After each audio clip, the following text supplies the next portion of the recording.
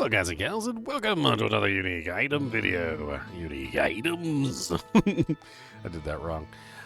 Today we're going to be going over another unique maul. This one is 6 to 20 damage. It's indestructible, and this one's currently not identified. It does have a 55 strength requirement. Hello, my friend. Then we Stay identify it. Oh no, we don't have enough gold coin. Oh, well, we're going to have to do some duping then.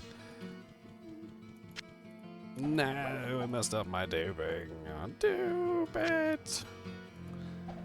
I swear, I'm better at duping than this.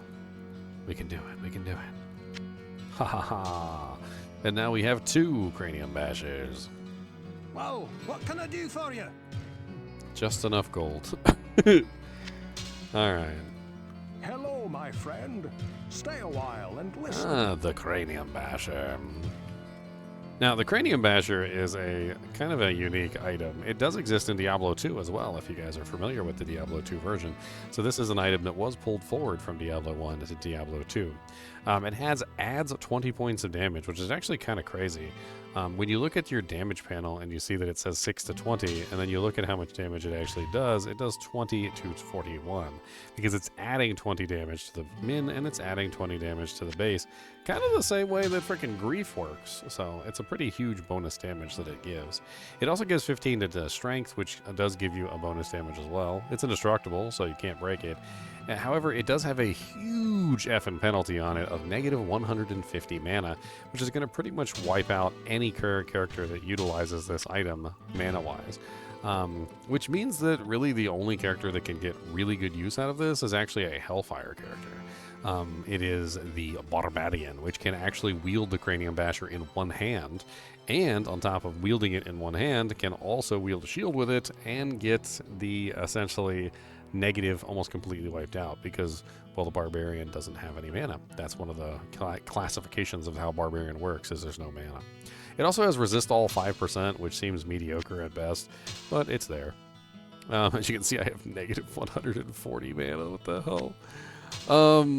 In general, the Cranium Basher is one of those items which doesn't really have the modifiers on it that it needs to have to be as useful as it could be. First off, the damage is nice, but the plus 20 damage isn't really better than, like, plus bonus damage like King Swords of Haste or anything like that.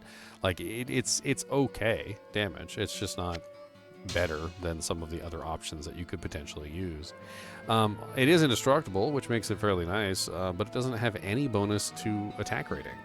So you're not getting any 2-hit bonus, so you're stuck at the basic 2-hit bonus percentage, which means you're going to need attack rate, 2-hit rings or 2-hit amulets, and you're going to have to burn up a lot of your stats to get the 2-hit that you need to actually make this item work.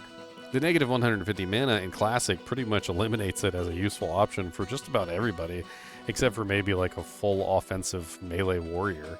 And the problem with that is that the warrior is probably not going to have the 2-hit chance to actually utilize the item. It's really quite odd, this item, because it doesn't really feel like it has a lot of usefulness in the game at all. Hellfire seemed to have given it some usefulness with the Barbarian class, but the Barbarian class never actually got introduced into Diablo 2 in the first place. So, I mean, Diablo 1, sorry. It got into Diablo 2, not into Diablo 1.